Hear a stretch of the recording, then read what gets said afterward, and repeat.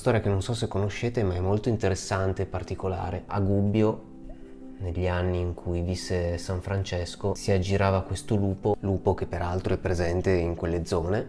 Parliamo dell'Umbria, una regione dell'Italia centrale. Questo lupo affliggeva la popolazione perché sbranava gli uomini. Quindi la popolazione, sapendo dell'esistenza di San Francesco, che aveva questo dono di parlare con gli animali, chiese di intervenire per parlare al lupo e chiedergli di lasciare in pace la popolazione di Gubbio. San Francesco allora, tutto solo, decise di accettare di inoltrarsi nel bosco andando alla ricerca di questo lupo, e avviene un incontro magico e mistico in questi boschi molto suggestivi. San Francesco comunica col lupo e gli chiede di lasciare in pace la popolazione e il lupo obbedisce.